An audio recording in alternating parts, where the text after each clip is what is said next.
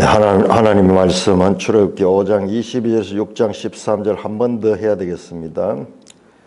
우리 지난 시간에 제대로 하지 못했기 때문에 다시 한 번 더 합니다. 출애굽기 5장 22절에서 6장 13절까지 모세가 여호와께 돌아와서 아뢰되 주여 어찌하여 이 백성이 학대를 당하게 하셨나이까? 어찌하여 나를 보내셨나이까? 내가 바로에게 들어가서 주 이름으로 말한 후로부터 그가 이 백성을 더 학대하며 주께서도 주의 백성을 구원하지 아니하시나이다. 여호와께서 모세에게 이르시되 이제 내가 바로에게 하는 일을 너가 보리라. 강한 손으로 말미암아 바로가 그들을 보내리라. 강한 손으로 말미암아 바로가 그들을 그 땅에서 쫓아내리라. 하나님이 모세에게 말씀하여 이르시되 나는 여호와이니라. 내가 아브라함과 이삭과 야곱에게 전능의 하나님으로 나타났으나 나의 이름을 여호와로는 그들에게 알리지 아니하였고 가나안 땅 곧 그들이 거류하는 땅을 그들에게 주기로 그들과 언약하였더니 이제 애굽 사람이 종으로 삼은 이스라엘 자손의 신음소리를 내가 듣고 나의 언약을 기억하노라. 그러므로 이스라엘 자손에게 말하기를 나는 여호와라. 내가 애굽 사람의 무거운 짐 밑에서 너희를 빼내며 그들의 노역에서 너희를 건지며 편팔과 여러 큰 심판들로서 너희를 속량하여 너희를 내 백성으로 삼고 나는 너희의 하나님이 되리니 나는 애굽 사람의 무거운 짐 밑에서 너희를 빼낸 너희의 하나님 여호와인 줄 너희가 알지라. 내가 아브라함과 이삭과 야곱에게 주기로 맹세한 땅으로 너희를 인도하고 그 땅을 너희에게 주어 기업을 삼게 하리라. 나는 여호와라 하셨다 하라. 모세가 이와 같이 이스라엘 자손에게 전하나 그들의 마음의 상함과 가혹한 노역으로 말미암아 모세의 말을 듣지 아니하였더라. 여호와께서 모세에게 말씀하여 이르시되 들어가서 애굽 왕 바로에게 말하여 이스라엘 자손을 그 땅에서 내보내게 하라. 모세가 여호와 앞에 아니어 이르되 이스라엘 자손도 내 말을 듣지 아니하였거든 바로가 어찌 들으리이까? 나는 입이 돈 한 잔이이다. 여호와께서 모세와 아론에게 말씀하사 그들로 이스라엘 자손과 애굽 왕 바로에게 명령을 전하고 이스라엘 자손을 애굽 땅에서 인도하여 내게 하시니라. 하나님 아버지 은혜를 감사합니다. 얼마나 감사한지. 하나님 영광 존귀 찬송 세세토록 받으시며 어차피 죽을 수밖에 없는 흙으로 와서 흙으로 돌아갈 인생이지만 그 흙으로 살아가는 동안 하나님의 형상을 회복해 갈 수 있는 이와 같은 복된 기회를 주심을 감사를 드립니다. 영광 존귀 찬송 주님 세세 받으시기에 합당하나이다.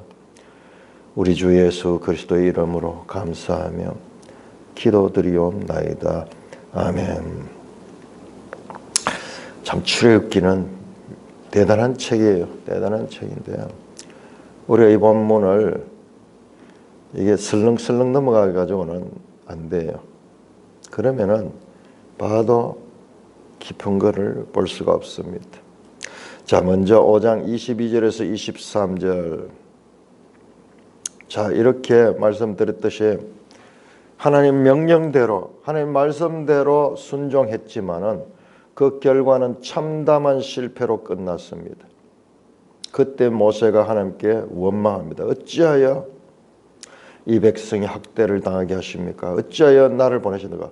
이럴 것 같으면 왜 보냈습니까? 내가 가지 않겠다고 말했지 않습니까? 나는 입술이 둔한 자고 나는 무능력하다고 말씀하지만, 그런데 하나님께서 가라 했잖아요. 하나님이 틀린 것입니다. 하나님은 무능력하시고 하나님은 무관심하시고 하나님은 하나님의 자격이 없습니다. 하나님, 내 말이 맞지 않습니까? 내가 바로에게 들어가서 주의 이름을 말한 후로부터 그가 이 백성을 더 학대하면 주께서도 주의 백성을 구하니, 하나님은 내가 하나님께 순종한 후로 바로는 그 백성 이스라엘을 더 학대하고 풀어 죽이는커녕 더 학대하고, 주님은 그렇게 해놓고는 그렇게 하나님도 방관하시고 하나님도 내버려 두었습니다. 이거는 우리 인간 입장에서는 정말 탄원할 만한 것과 같은 일입니다.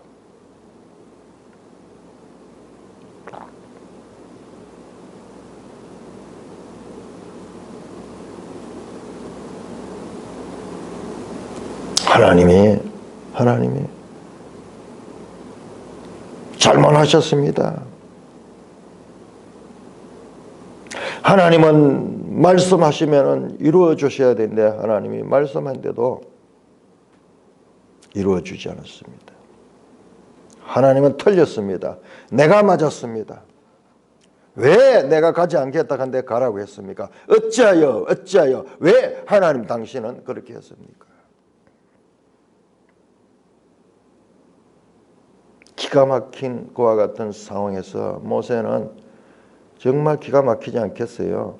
전능하신 하나님이 나타나셔 말씀해 놔놓고는 참 여러 번 고사 끝에 그 말씀을 순종했지만 그 결과는 참담한 실패가 일어났습니다. 모세의 순종으로 인해서 상황은 더욱 악화되었습니다. 백성들의 원망을 듣고 하나님께 탄원합니다. 이게 글이니까 그렇죠. 우리가 입장이 바뀌어 모세 입장이 됐다 생각해 보세요. 주님께 순종했는데 상황은 더욱 악화되고 주님은 내버려 두시고 있다. 자, 이게 모세가 기가 막힌 현실이고 우리가 출애굽기에서 인상적인, 우리가 기억해야 될 본문입니다. 하나님이 이런 분이라, 하나님이 이런 분이라. 하나님이 자신을 지금 계시하고 있잖아요. 그때 6장 1절입니다. 여호와께서 모세에게 이르시되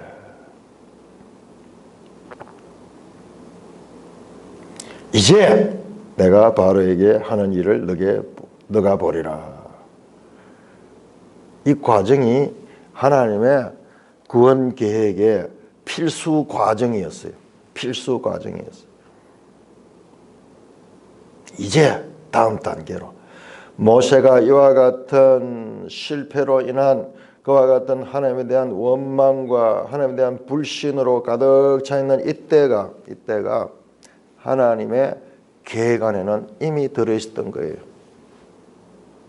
그러므로 우리 성도들이 이 땅을 살면서 하나님께 순종했다고 해가지고 무조건 그렇게 무사형통 만사형통 평안한 길만 제시된다고 알고 있는, 결론은 그래요. 결론은 그렇지만 과정에는 그렇지 않습니다. 과정에서는 그 과정이 있고 결론이 있는 거예요. 그러니까 우리가 성경을 통해서 그 과정을 알려주는 거예요. 결론은 맞습니다. 하나님이 구원하시고 하나님이 평강을 주시고 하나님 나라로 인도해 줘요. 그러나 그 과정은 그렇게 단순하지 않습니다. 이제 내가 바로에게 하는 일을 너게 보이라. 지금까지는 안 보였다 이 말이야. 이제 네가 앞으로 내가 바로에게 하는 일을 이제부터 장차 보게 될 것이다. 강한 손으로 말미암아 바로가 그들을 내보내리라. 강한 손으로 말미암아 바로가 그들의 그 땅에서 쫓아내리라. 두 번이나 반복해서 강한 손. 앞에서 나왔죠. 3장 19절. 3장 19절 내가 하노니 강한 손으로 치기 전에 애굽 왕이 너희를 가도록 허락하지 않을 것이다. 내가 내 손으로 그들을 애굽 중에 여러 가지 이적으로 그 나라를 친 후에야 너희를 보내리라. 그러니까 원래 하나님 말씀하신 거예요. 지금 이 되어가는 일들이. 모세가 그 말을 깨닫지를 못하고 있었던 거예요. 안 보낸다. 기적을 행해도 안 보낸다. 그러나 내가 강한 손으로 그들을 치면은 바로가 그들을 보내리라. 강한 손으로 말미암아 바로가 그들을 그 땅에서 쫓아내리라. 그러나 아직까지 하나님이 바로에게 강한 손으로 치지 않았잖아요.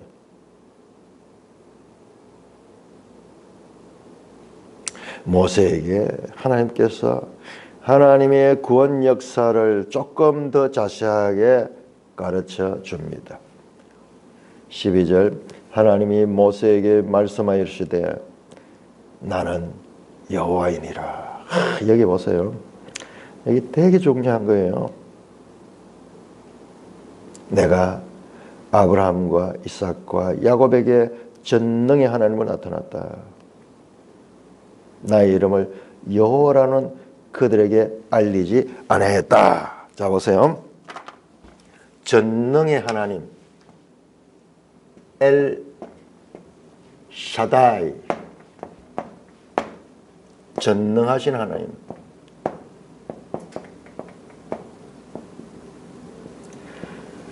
족장들에게 아브라함과 이삭과 야곱에게는 전능하신 하나님으로밖에 나타나지 않았던 거예요. 여호와라는 나타나셨다. 여호와 누구예요? 여호와 스스로 있는 자예요. 스스로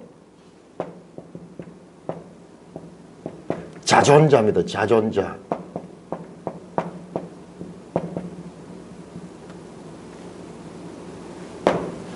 이들에게는 문제가 있을 적에 그 문제를 해결해 주시고 불가능한 일을 가능하게 하시는 그와 같은 하나님으로 계시가 되었어요.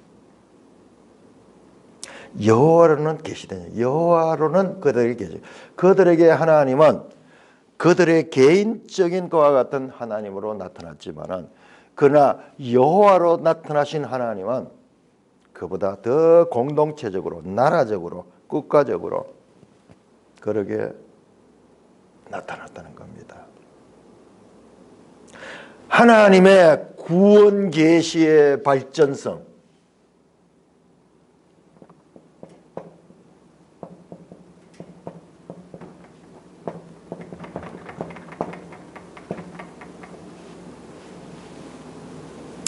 족장들에게는 족장 시대에는 전능하신 하나님으로 나타났지만은 이제 모세 시대에는 하나님이 여호와 하나님으로 나타났다. 여호와 하나님은 스스로 있는 그와 같은 존재로서 이들이 알지 못한 차원에서 자, 지금 오늘 본문도 보세요. 모세가 순종했지만 실패했잖아요.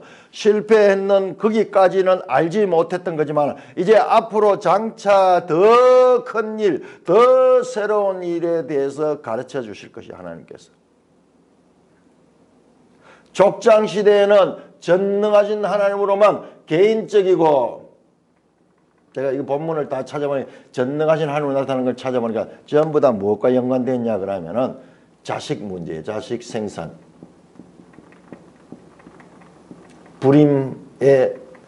불임의 아브라함에게 나타나서 전능하신 하나님이 나서서 가임하게 했어요.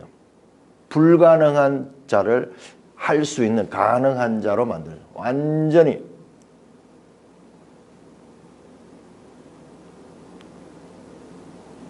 그거를 나타내. 개인적이고. 그리고 이들에게 뭐냐, 이 자식을 통해서 뭡니까? 씨에 대한 약속, 후손에 대한 약속을 이루어 주셨어요.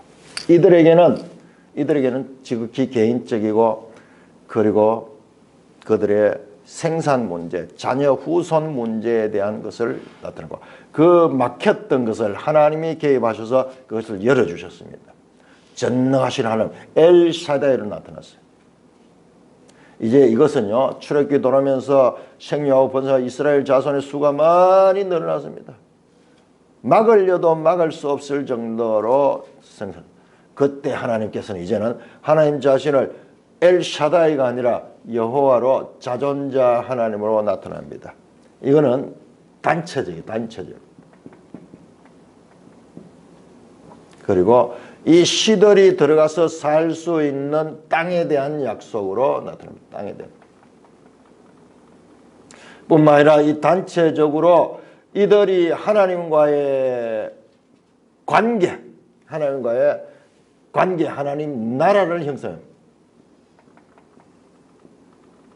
언약을 맺고 그 언약을 지키며 언약 백성으로서 삶을 살고 그 언약 백성이 언약을 어겼을 경우 충분히 있을 수 있습니다. 언약 백성이 언약을 어겨 그럴 때 그것을 보완할 수 있는 제사 제도, 죄를 사함받을 수 있는 제사 제도를 만들어 가지고 성막과 율법을 주신 거예요. 그래서 하나님 나라로 관계를 맺는 이와 같은 여호와로서는 지금부터 이제 나타나는 거예요. 족장들에게는 이삭과 야곱, 아브라함과 이삭과 야곱 돼 있죠. 이 본문을 보니까는요 이렇게 돼 있어요. 아브라함의 하나님, 이삭의 하나님, 야곱의 하나님 따로따로 돼 있어요. 엘 아브라함, 엘 이삭, 엘 야곱. 우리가 그게 너무 번거롭잖아요. 그래서 붙여가지고 아브라함과 이삭과 야곱의 하나님 그렇게 해야 하는데 원문은 그렇지 않아요. 너무 비능률적으로 섰는 가치가 아니에요. 그게 맞아요. 왜 그러느냐? 하나님은 역사 속의 하나님입니다. 아브라함의 하나님, 아브라함은 없어지고 이삭의 하나님, 이삭은 없어지고 야곱의 하나님, 야곱은 없어지고 이제 여호와의 그 모세의 하나님. 계속 우리 인간은 어떠냐? 인간은 없어지고 하나님은 한결같아요.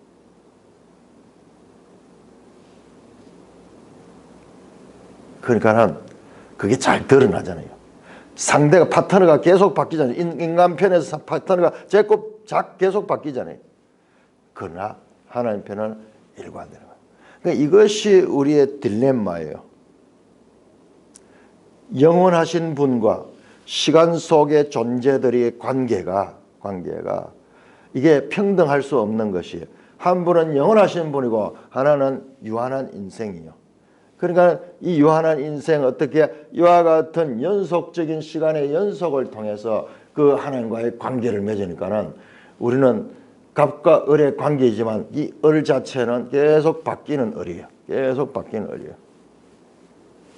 그걸 생각해 보면 우리가 하나님 앞에 어떻게 우리가 우리 자신을 주장하고 우리 자신을 하나님과 동등하게 놓을 수 없잖아요. 말이 안 되잖아요. 그것도 한 10명이 아니라 수천 수만 명이 될 수도 있어요.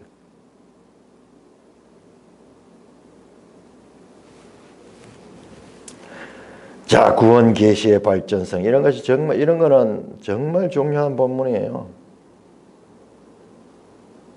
나의 이름을 여호와로는 그들에게 알리지 아니했고 가나안 땅 곧 그들이 거류하는 땅을 그들에게 주기로 그들과 언약하였더니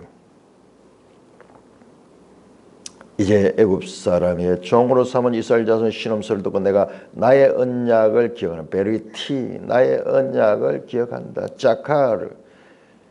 자, 이거는 의인법이라고 말씀드렸습니다. 하나님이 잊고 있다가 이스라엘 백성들이 막 고함스러니까는 깨가지고 이제 아이고 그렇지 내가 옛날 기억 그거 아니에요.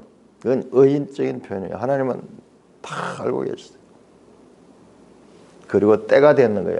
이제 내가 바르게 하는 일을 너게 보이리라. 6장 1절에 이제 내가 때를 따라 하나님은 시간을 속에서 인간의 눈높이에 맞추어서 과정과 계시의 발전성을 통하여서 마침내 이 발전성은 신약까지 이어질 발전성이에요. 성경은 그 기본 구조 자체가 이와 같이 유동적인 발전성을 향하고 있다는 거예요.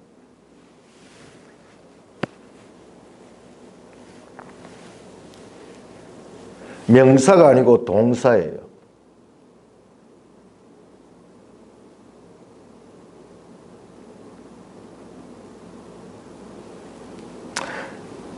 땅에 대한 약속, 땅에 대한 약속. 자, 지금 씨에 대한 약속은 이루어졌습니다. 이제 땅에 대한 약속을 더 구체화할 것이다. 그래서 하나님 나라가 온전하게 되는 것을 보여주는 거예요.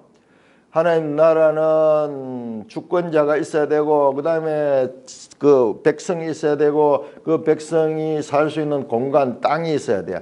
국가의 3요소 가운데 주권자는 이미 계셨고, 주권자 하나님입니다.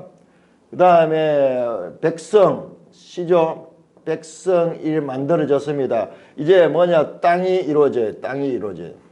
땅. 그래서 이 주권자가 시를 통하여 이제 땅을 향하여 가기 위한 이와 같은 하나님의 나라를 지금 형성해 가는 과정이에요. 하나님 나라는 이미 그 백성들로부터 시작되었지만 아직 그 땅에 들어가서 땅을 분배받기까지 완성되지 않았어요. 우리의 구원의 여정을 눈에 보이는 그와 같은 것으로 보여주는 그와 같은 의미가 지금 이 오경과 여호수아 속에 있는 거예요. 그러니까 스토리가 발전하고 있는 거죠. 계속.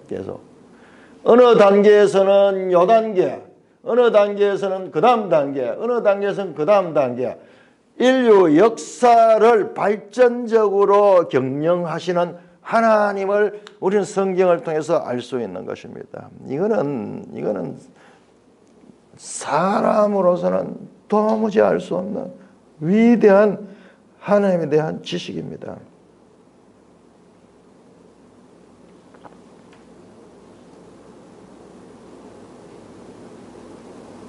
여하튼 모세의 실패는 하나님의 구원 계획의 다음 단계, 좀 더 구체화된 다음 단계로 나간다는 것을 알 수 있는 것이 바로 6절 이하에 나오는 말씀입니다. 그러므로 지금까지는 그랬다.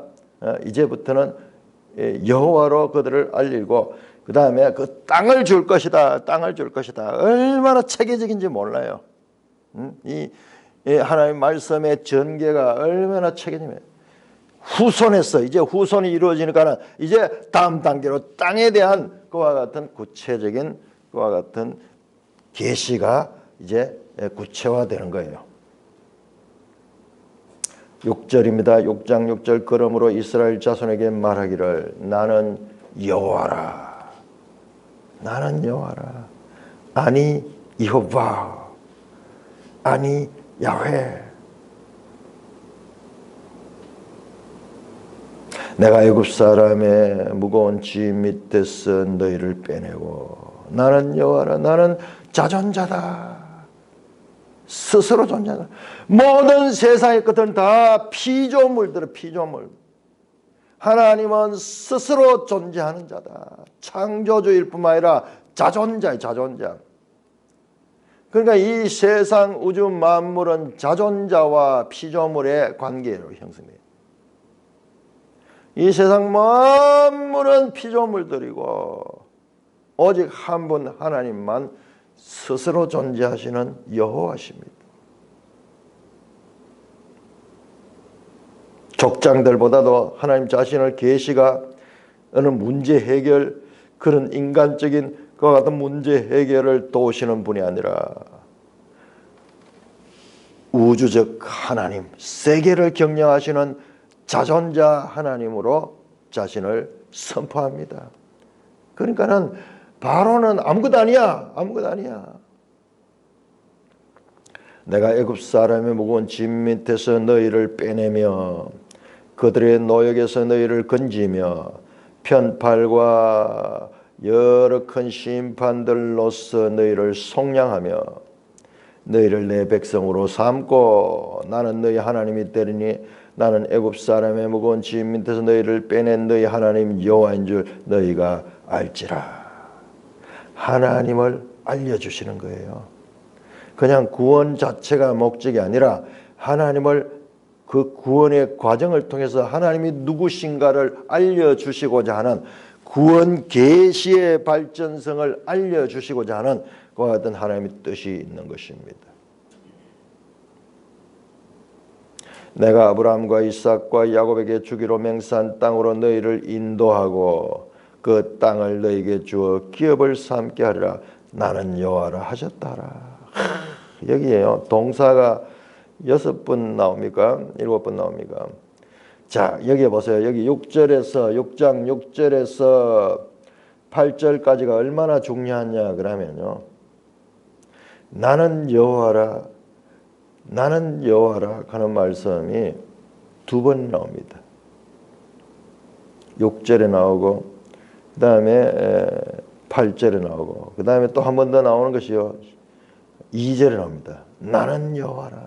3번에 걸쳐 나는 여호와라. 아니 야훼 아니 야훼 아니 야훼. 나는 자존자다. 나는 우주 만물의 주인이다. 그러므로 내 백성을 빼내고 건지고 속량하여. 자, 그 동사의 변화를 한번 보세요. 6절에 무거운 짐에서 너희를 빼내며 그들의 노역에서 너희를 건지며 편팔과 큰 심판으로 너희를 속량하며 내 백성으로 삼고 그 다음에 인도하여 8절이죠. 기업을 삼게 하리라. 이 동사의 변화가 보세요. 동사의 변화. 자, 3장 7절 8절 한번 보세요. 3장 7절 8절. 여기 앞에서 나와서 구원에 관한 하나님의 뜻이 나왔습니다. 3장 7절 8절. 자, 출애굽기 전체 메시지가 여기 압축되어 있다고 말씀했던 7개의 동사가 나왔습니다. 7개의 동사. 성경이 얼마나 놀라운 그와 같은 책인지 몰라요. 다 규칙적이고 질서를 가지고, 그러나 그 질서가 우리 눈에 쉽게 들어오지 않는 그와 같은 것이라서 그렇지요. 이 말씀이 뼈대처럼 그렇게 질서를 가지고. 먼저 애굽에서 그들의 신음 소리를 하나님께서 듣고 먼저 보고 듣고 그 다음에 알고 내려가서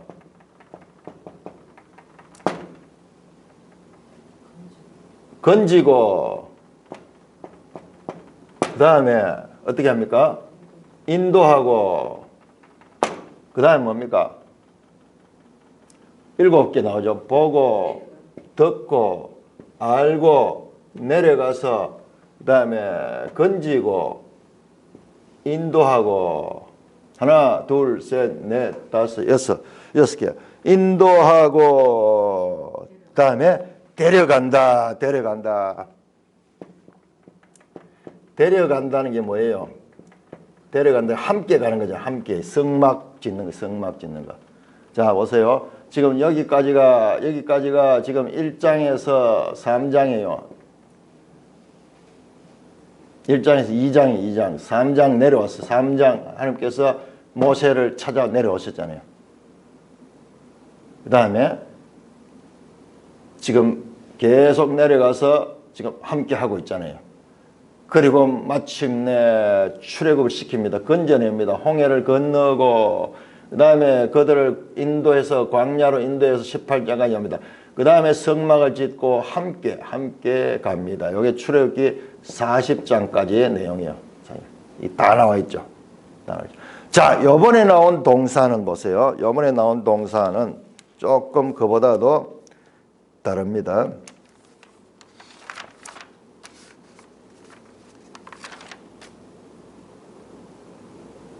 자, 먼저 빼내며 건지며 빼내며 건지며. 자, 여기에 건지는 요 부분이 확대돼요. 빼내고 그다음에 건지고 그다음에 뭡니까? 빼내고 건지고 그다음에 속량하여 속량하고 그다음에 백성으로 삼고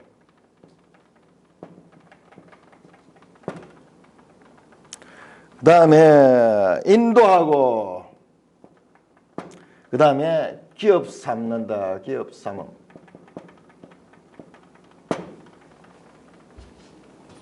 기업 삼음. 자, 보세요. 자, 이것은 전체적인 아웃라인이었고 거칠게 하나님의 구원 역사를 설명한 것이고, 이거는 이 구원에 관한 의미를 깊이 빼내고 건지고, 그 다음에 그 건지면 뭐냐? 속량이다. 대속하는 것이다. 값을 치르고 사는 것과 같은 것이며, 그래서 뭐냐? 목적이 있어. 목적이 백성 삼는 거예요. 하나님의 나라의 백성 삼고 그들을 인도하여 어떻게 하냐? 하나님 나라를 삼는 거예요. 하나님 나라를 삼는 거예요. 자, 이 먼저 나왔던 것은 거칠게 나타난 하나님의 구원 계획이고, 그 다음에 이번에 두 번째 나타난 이 하나님의 구원 계획은 더 구체적으로 되어 있어요. 콘크리트, 더 구체적, 엠바디먼트, 거친 스케치라 그러면은 이게 구원에 관하여 조금 더 구체적이고 실제적이고 그리고 의미를 가르치고 있는 그와 같은 표현이 나오는 거예요. 이게 구원이 뭔가? 속량하는 것이고, 구원은 속량으로 끝나는 거. 백성 삼기 위해서는 거룩한 하나님과 그 백성이 되는 죄 사함을 받아야 돼요. 값을 치르고 사야 돼요. 양자 삼아야 돼요. 그 다음에 그들과 함께하여 그들을 인도하고, 그 다음에 마침내 그 기업을 산다. 그 땅을 준다. 하나님 나라의 완전한 백성이 되게 하는 거예요. 시작된 하나님 나라가 이제 완성이 되는 거예요. 완성이 되는 거. 얼마나 구체적인지 몰라요. 하나님이 이렇게 3장 6절에서 7절입니까? 6절에서 7절이고 그 다음에 이번에 6장 6절에서 8절입니까? 이렇게 동사를 계속 쓰며 하나님의 구원 계시의 발전성, 그와 같은 발전성을 말씀합니다. 출애굽기 그러면은 애굽에서 탈출하는 거다. 이 학대받고 압제받던 곳에서 해방되는 것이다. 우리가 일제 36년 해방되는 것도 출애굽 같은 그런 의미가 있잖아요. 그런데 다릅니다. 목적이 뭐냐? 해방이 목적이야. 해방된 백성은 하나님과 함께하는 하나님 나라를 완성해가는 과정이다. 철저하게. 출애굽기가 목적이 아니고, 출애굽기는 그냥 이 이름이지, 이 출애굽보다도 훨씬 많은 양의 기사들이 이어지고 있습니다. 언약을 맺고 그다음에 이 성막을 짓고 뿐만 아니라 거기서 끝나는 게 아니에요. 거기서 끝나는 게 율법을 받고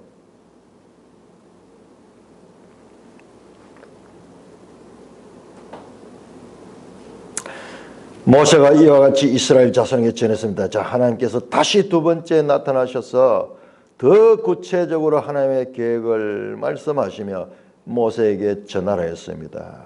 그러니까는 9절입니다. 모세가 이와 같이 이스라엘 자손에게 전하나 그들의 마음의 상함과 가혹한 노역으로 말미암아 모세의 말을 듣지 아니하더라. 두 번째도 이렇게 이제 하나님 더 발전적이고 구체적인 말씀으로 모세에게 순종하라고 그렇게 해서 모세가 순종했지만은 9절에 모세가 이와 같이 이스라엘 자손에게 전하냐. 그들의 마음의 삶과 가혹한 노역으로 말하면 현실 문제로 말하면 모세의 말을 듣지 않은 거예요. 오히려 모세를 저주하고 있습니다. 백성이 하나님의 말씀을 전하는 모세를 거부하고 있습니다. 모세도 그 백성들 앞에 나서기도 얼마나 힘들었겠어요. 믿음으로 나섰겠죠. 그런데 또 거부당합니다. 얼마나 수치스럽고 얼마나 참 황당하겠습니까? 10절입니다. 여호와께서 모세에게 말씀하여 이르시되 들어가서 애굽 왕 바로에게 말하여 이스라엘 자손을 그 땅에서, 이번에 다시 또 바로에게 가라는, 바로에 가가지고 이스라엘 자손을 그 땅에서 내보내게 하라. 모세가 여호와 앞에 아뢰어 이르되, 아니 이스라엘 자손도 내 말을 듣지 않았거든 바로가 어찌 듣겠습니까? 나는 입이 둔한 자입니다. 나 못합니다. 나 그거 못합니다. 바로는 실패가, 모세는 그 실패가 자신으로부터 자신의 부족함을 때문에 실패한 것으로 생각했는지, 나는 입이 둔하다. 다시 앞에서 말했던 그 원론으로 돌아가서 못하겠습니다. 나는 할 수 없습니다. 이스라엘 자손도 내 말이 듣지 않는데 바로가 어찌되냐. 모세의 말이 맞잖아요. 모세의 말이 맞잖아요. 다시 하나님의 말씀보다는 자신의 판단이 맞다고 항변하며 못하겠다는 거예요. 못하겠다. 이해되지 않습니까, 여러분들? 너무 황당하잖아요. 자, 우리 성도들이 하나님의 백성으로 살아가는 데 있어서요, 이처럼 황당한 일들을 경험할 수 있습니다. 경험해야 됩니다. 하나님은 우리 자신을 지금 변화시키는 거예요.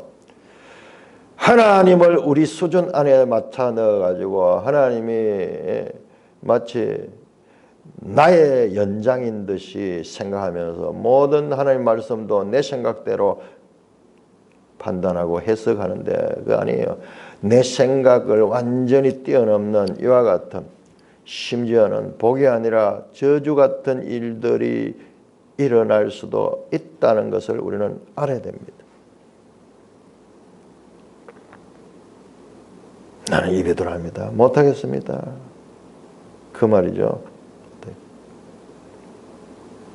자, 그런데 이상하게요. 13절 보면 13절 문제의 구절이에요. 13절 여호와께서 모세와 아론에게 말씀하사 그들로 이스라엘 자손과 애굽 왕 바로에게 명령을 전하고, 자, 이스라엘 자손과 애굽 왕 바로에게 다 이 말씀을 전했다는 거예요. 그리고 이스라엘 자손을 애굽 땅에서 인도하여 내게 하시니라. 갑자기 13절은요. 결론적으로 애굽 땅에서 인도하여 내게 했다고 그렇게 말씀하는 거예요. 문맥으로 너무 맞지 않아요. 뒤에 나오는 내용으로도 봐도 맞지 않아요. 뒤에 나오는 내용이 뭐냐 그러면 갑자기 족보가 나와요. 6장 14절부터 족보가 나오고요. 이 이야기가 이어지는 것은 28절이에요. 28절. 여호와께서 애굽 땅에서 모세에게 말씀하신 날 여호와께서 모세에게 말씀해 너는 여호와라 내가 이런 바를 너는 애굽 왕 바로에게 다 말하라. 모세가 여호와께 나는 입이 둔한 자입니다. 바로가 어찌 내 말. 지금 똑같은 이야기 나오는 거예요. 자, 6장 12절의 이야기가 저기 6장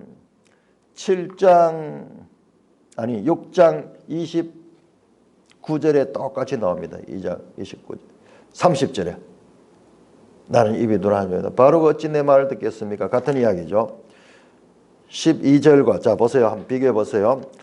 6장 12절과 이스라엘 자손도 내 말을 듣지 않고 바로가 어찌 들을까 나는 입이 둔한 자입니다. 6장 12절이죠. 자 6장 30절 보세요. 모세가 여호와 앞에 이르되 나는 입이 둔한 자오니 바로가 어찌 나의 말을 들으리까. 같은 이야기잖아요. 같은 이야기 사이에 13절과 6장 13절이 6장 13절과 그 다음에 6장 그 다음에 족보가 나와요. 족보. 이건 내일 살펴보겠는데 이 족보가 나옵니다. 그리고 다시 6장 28절부터 이야기가 이어집니다.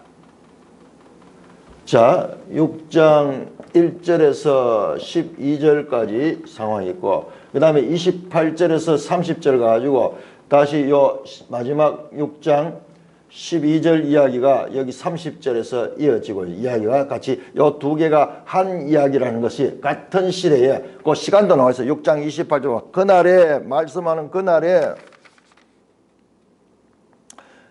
6장 28절 여호와께서 애굽 땅에서 모세에게 말씀하시는 그날에 같은 이야기라 이 말이에요. 자, 6장 1절에서 12절과 6장 28절에서 30절은 여기에 연속되는 이야기예요. 그런데 그 중간에 삽입된 게 이 족보가 있고 그 다음에 6장 13절 말도 안 되는 이야기 나와요. 다 인도했다 돼 있어요. 여기 다시 지금 모세가 못하겠다 하는 이야기 나오는데 다시 못합니다. 내 입술이 둔합니다. 나는 못합니다. 나는 할 수 없습니다. 하나님. 그런데 6장 13절에는 다 했다고 돼 있어요. 다 했다고 돼 있어요. 그럼 우리 성경을 읽으면은 이런 부분이 참 이런 부분이 중요한 부분들이에요. 이게 뭐지?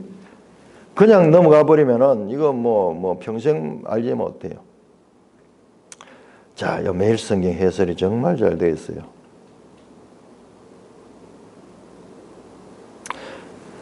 듣는 것 6장 9절에 13절 듣는 것만으로 가슴이 벅차고 믿기지 않는 구원의 미래를 담아 모세를 이스라엘 백성에 보냈지만 그들은 갈수록 혹독해지는 노역과 현실 권력의 위형에 눌려 불신을 선택합니다.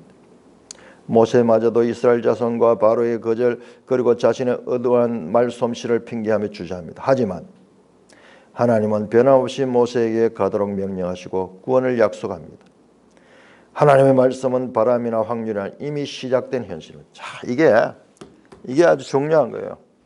이게 바로